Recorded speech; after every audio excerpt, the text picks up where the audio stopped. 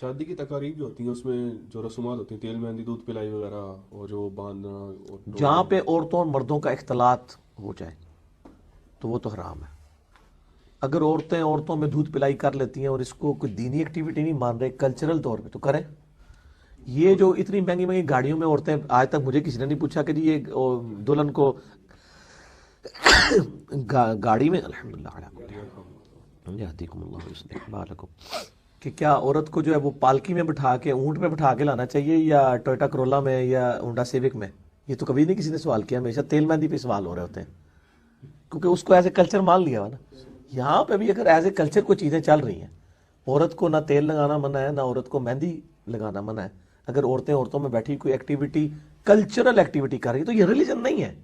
خدا کے لیے آپ اس کو سمجھیں. اور رسومات میں صرف ان کو تیل مہندی رہ گئی، جو باقی جو کچھ ہو رہا ہے. یہ جو علماء جا کے نکاح پڑھاتے ہیں اور 10,000 روپے لے لیتے ہیں، یہ تو کبھی کسی عالم نے نہیں سوال کیا کہ یہ جائز ہے، یہ دعانہ رسم ہے، فلاں ہے. نہیں. ہاں، حق مہر جو ہے وہ 2,000 ہی ہوتا ہے بعض کا. جو چیز ریلیجن کے طور پہ ہوگی نا، اور شادی جو ہے ریلیجن کے اندر ضرور ایکٹیویٹی ہے، لیکن یہ ریلیجس ایکٹیویٹی نہیں ہے. کئی کافر جوڑے مسلمان ہوئے، آپ علیہ السلام نے تجدید نکاح ان کا نہیں کروایا. یہ تو ایک سوشل بائنڈنگ ہے. تو اس میں جو کلچرل چیزیں ہیں جو کتاب و سنت کے خلاف نہ ہو، یعنی مکس گیدرنگ نہ ہو، کوئی جو ہے وہ عورتوں اور مردوں کا اختلاط اس حوالے سے کہ بے حیائی کے اوپر مبنی ہو، یہ چیزیں نہیں ہونی چاہیے. عورتیں عورتوں میں، مرد مردوں میں، کوئی ویڈیو نہیں بن رہی کہ چڑھ جائے. اور اسی اعتبار سے گانا بھی گایا جا رہا ہے، اگر یعنی وہ جو شادی کے موقع پہ گانے، جو ڈھولکی وغیرہ ہوتی ہے، اور اس حوالے سے ڈھولکی کہہ لیں یا دف کہہ لیں، زیادہ آگے نہیں میں جاتا، تو وہ عورتیں عورتوں میں، مرد مردوں میں، تو کوئی اس میں مسئلہ نہیں ہے. تو یہ ڈولکی سے آگے والا معاملہ جو ہے وہ پھر شرعی طور پہ ان پہ کیا حکم لگے گا؟ غلط ہے جی. ہم تو اسی لیے، میں تو میرے بھائی بہت کم ہی شادیوں میں جاتا ہوں، ورنہ آپ سوچ سکتے ہیں کہ مجھے کتنے لوگ آفر کرتے ہوں گے. جہاں مجھے بہت مجبوری ہو جائے تو میں جاتا ہوں، اور جہاں مجھے ذرا سا اعتماد ہو کہ میرا دوست میرے نہ آنے پہ ناراض نہیں ہوگا، تو میں دوست کی شادی پہ بھی نہیں جاتا.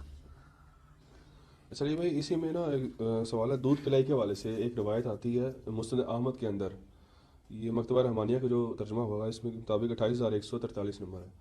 تو اگر کوئی اس کانٹیکس میں اس میں ہے کہ اما عائشہ السلام اللہ علیہ کے حوالے سے ان کے نکاح کے اوپر جو ہے نا حضرت اسما نے ان کو دودھ پیش کیا، پھر نبی علیہ السلام نے بھی. یار تو اس کانٹیکس کو سامنے رکھتے ہوئے اگر کوئی وہ اس چیز کو کرتا ہے تو کیا وہ اس کو نہیں، سنت کا میں تو ثواب؟ ویسے ہی، مجھے نہ بتائیں تو آپ ان کو بتائیں. میں تو کہہ رہا ہوں ہر وہ ایکٹیویٹی جس میں عورتوں مردوں کا اختلاط نہ ہو، کسی کے ساتھ زیادتی نہ ہو رہی ہو، تو کریں. کیا حرج ہے اس کے اندر؟ اس میں اس کو سنت کا ثواب ملے گا؟ کس کو؟ اگر کوئی اگر اس کو یہ سنت حدیث سمجھ صحیح کر، ہے اور اگر یہ اسی طریقے سے ہو جس طرح آپ نے کہا ہے، تو کیوں نہیں ملے گا ثواب؟ ملے گا. اچھا، بسم اللہ کی جگہ 786 یا علم الاراب کے غلط ہے، اوپر غلط ہے، بالکل غلط ہے. ویسے 786 نالج کے طور پہ تو ٹھیک ہے، بسم اللہ کا ایکویلنٹ نہیں ہے یہ. بسم اللہ کی جگہ اگر وہ لکھتا ہے کہ ان دا نیم آف اللہ، تو یہ ذرا ترجمہ اس کا کر رہا ہے نا. اس طرح 786 حروف ابجد ایک لینگویج ہے، لینگویج کے طور کے اوپر ہے. باقی جو اس کے فضائل اور برکات ہیں وہ تو عربی والے کے ہی ہوں گے نا. حروف ابجد تابعین سے ثابت ہے، ہم حروف ابجد کے کوئی دشمن نہیں ہے. تعویذات نہ لکھے جائیں، اس کو ایز اے لینگویج استعمال کوئی کرتا ہے تو کرتا رہے، کوڈ ورڈز کے طور پہ. دوائی کھاتے وقت جو ہے نا اللہ شافی اللہ کافی کے الفاظ کہنا، یہ کوئی بدعت میں آتا ہے؟ کوئی بدعت نہیں ہے. کلچرلی کوئی اگر الفاظ استعمال کرتا ہے اور ساتھ وہ کہتا ہے اللہ مجھے شفا دے دے، اللہ میرے لیے کافی ہے، تو آپ اس طرح کے کلمات اگر بولتے ہیں انڈیویجول لیول کے اوپر، تو وہ بولتے رہے. یعنی ہم کئی بار بول رہے ہوتے ہیں یا اللہ خیر کریں، ٹھیک ہے جی. اب کوئی کہ جی اس طرح کے الفاظ قرآن و حدیث سے دکھائیں. دعائیہ کلمات جو مرضی آپ کہیں، اس کے اوپر کوئی قدر نہیں ہے. مسجد کے اندر جو ٹوپیاں رکھی ہوتی ہیں پلاسٹک کی ہوں یا دوسری، اس حوالے سے یار نہیں، زمین آسمان کا فرق ہے جی. پلاسٹک کی تو ٹوپیاں جو ہیں وہ تو ایک سمجھ لیں ایک بندے کو جوکر بنانے کے لیے.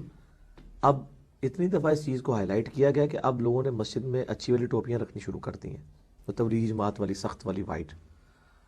یہ ہے کہ وہ کچھ عرصے بعد کوئی ایک دو بیچ میں سے چوری بھی ہو جاتی ہیں، تو وہ والی ٹوپیاں اگر مسجد میں رکھی ہوئی ہیں تو بہت اچھی بات ہے.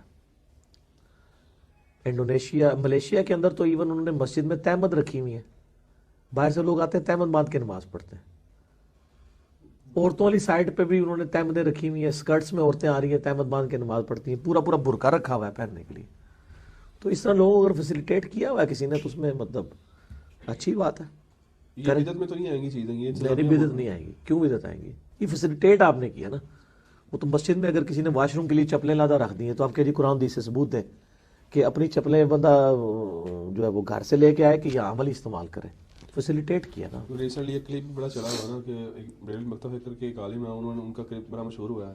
وہ کہتے ہیں کہ جی کہ ٹوپی اگر آپ نے اس قسم کی پہننی ہے نا تو اس سے بہتر ہے کہ بغیر پڑھے نماز پڑھ لیں. نہیں وہ تو میں نے بتایا کہ احمد بریلوی صاحب کا فتویٰ ہے اگر کسی کو ننگے سر نماز پڑھنے میں مزہ آتا ہے تو وہ ننگے سر پڑھے. تو انہوں نے اس سے بڑی بات کی ہے. لیکن یہ کوئی دین کی خدمت نہیں ہو رہی ہے. لوگوں کو سنت کی ترغیب دلانی چاہیے بجائے کہ ٹوپی دے اندر ہی پوری مصیبت ڈال دی ہے. ٹوپی نہ پہننے والے جو ہیں وہ ٹوپی کے دشمن بنے ہوئے ہیں، ٹوپی پہننے والے جو ہیں لوگوں کو زبردستی پڑھانے پہ تلے ہوئے ہیں. دونوں ایکسٹریم کے اوپر ہیں. میں تو اہل حدیث کے ساتھ ایگری نہیں کرتا ہوں اس مسئلے میں. سخت رویہ ہے ان کا. ٹوپی کی ترغیب دلانی چاہیے، سنت سے نفرت نہیں دلانی چاہیے.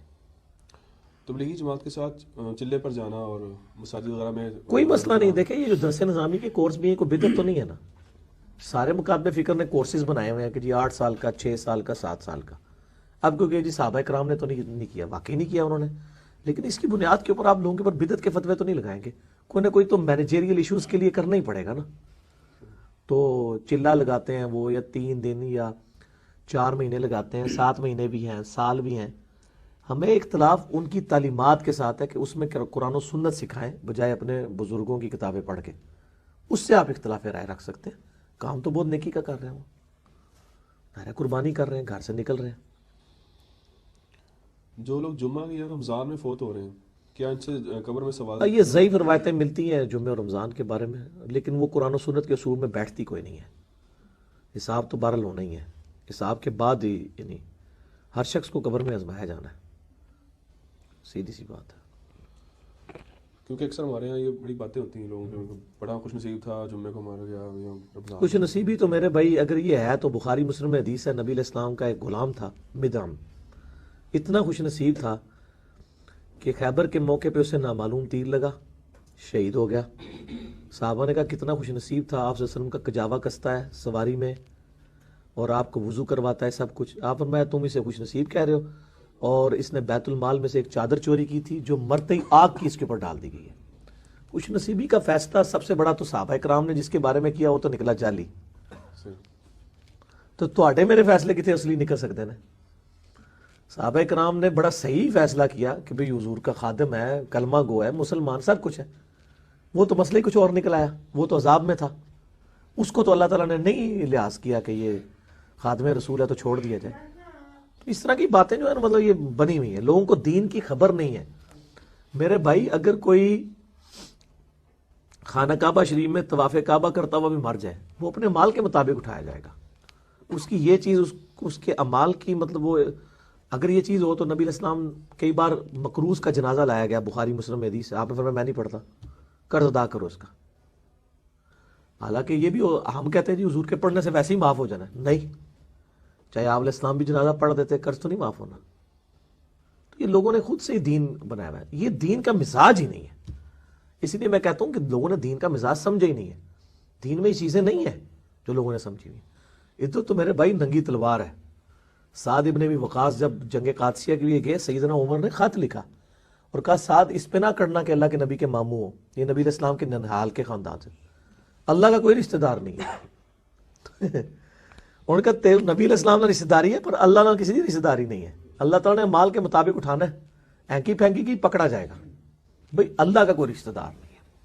بخاری مسلم میں حدیث ہے میری بیٹی فاطمہ میرے مال میں سے جو لینا ہے لے لے، اگر اللہ نے پکڑ لیا میں تجھے چھڑا نہیں سکوں گا. حالانکہ فاطمہ جو ہے سلام اللہ علیہا جنتی عورتوں کی سردار ہے، بخاری مسلم میں ہے، لیکن وہ اصل میں ان کو نہیں پوری امت کو بتایا جا رہا تھا کہ بھئی اگر اعمال برے ہوئے تو آپ کی نسبت آپ کو فائدہ نہیں دے گی، اگر اعمال صحیح ہوئے تو نسبت کا فائدہ بھی ہوگا، کوئی شک نہیں. اگر اعمال صحیح ہیں تو نسبت کا فائدہ یہ ہے کہ امت محمدیہ صلی اللہ علیہ وآلہ وسلم اگلی امتوں سے پہلے جنت میں جائے گی. لیکن اگر کوئی کہ میں ہے حضور دا غلام ہاں تو جب تک میں جنت ہی نہیں بڑھنا ادھر تک کوئی اور نیک کسی نبی کا امتی جنت میں نہیں جا سکتا. تو یہ تو نہیں ہوگا. تو نیک ہے تو پہلے داخل ہوگا، اگر بد ہے دوسری امت والا پہلے چلا جائے گا، تو بعد میں جائے گا عذاب بھگت کے، نسبت نہیں کام آئے گی۔ ٹھیک ہو گیا؟ کیا عورت اپنی عزت بچانے کے لیے خودکشی کر سکتی ہے؟ بالکل نہیں کر سکتی، حرام ہے، اور بڑے فخریہ یہ واقعات سنائے جاتے ہیں جی پارٹیشن کے وقت یہ ہوا وہ ہوا۔ ان سے پوچھیں کہ عورت کی اگر عزت لوٹ لی کسی نے، کیا کسی شخص کی عزت اس طرح لوٹ جائے اور دوسری طرف اس کی زندگی اس سے چھین لی جائے، کون سی چیز پریفریبل ہوگی؟ زندگی تو سب سے بڑی چیز ہے، عزت تو اس نے خود تو نہیں لٹوائی نا، وہ تو کسی کے ساتھ، اس کا تو مطلب یہ ہے کہ اگر کسی کے ساتھ زنا بالجبر ہو جائے تو اس کو تو بعد میں خودکشی کر لینی چاہیے اگر پہلے نہیں کی ہے تو، کیونکہ اب اس کو زندہ رہنے کا حق نہیں ہے کیا؟ تو غلط بات ہے۔ اور اتنے فخر سے یہ واقعات سنائے جاتے ہیں، بالکل حرام ہے۔ کوئی شخص اپنی جان لے گا تو قرآن پاک میں واضح اور حدیث میں ہے کہ اس کا بہت ہمیشہ کی دوزخ اس کا مقدر ہے اگر اس نے حلال سمجھ کے کیا۔ خودکشی نہیں کوئی کر سکتا عزت بچانے کے لیے، قتل نہیں کر سکتا، وہ جی کنویں میں چھلانگ مار دی، دریا میں مار دی۔ اسلام میں یہ مطلب یہ چیزیں ہیں کہ آپ خودکشیاں کرنا شروع کر دیں، یہ تو اس طرح تو پھر کل کو یہ ہوگا کہ کوئی شخص کو ڈکلیئر ہو کہ وہ کینسر ہے اس کو، وہ کہ جی اب کینسر میں نے سسٹر کے مرنا ہے میں خودکشی کر لوں، یا میری اولاد میرا خرچہ کیسے اٹھائے گی، اس سے تو بہتر ہے کہ میری اولاد مقروض ہو جائے میں خودکشی کر لوں۔ کرالریز تو پھر بناتے جائیں گے نا، انجینئر صاحب تو بنا کے دسن گے نا، انجینئرنگ کرن گے نا، پھر خالی عزت ہے تو مسئلہ نہیں ہوئے گا، پھر تو کوئی مرد بھی اس میں کرنا شروع کر دے گا۔ حرام کام حرامی ہے، نہیں ہو سکتا، کوئی شخص خودکشی نہیں کر سکتا، سیدھی سی بات ہے۔ آج کل ہر کسی کے نام کے ساتھ شہید لگا دیا جاتا ہے، یعنی مختلف جگہ پہ دھماکے ہوں یا کریش ہوں یا جو بھی قسم نہیں لگانا چاہیے، قطعاً نہیں لگانا چاہیے، یہ کہنا چاہیے کہ وہ اللہ کے پاس چلا گیا، شہید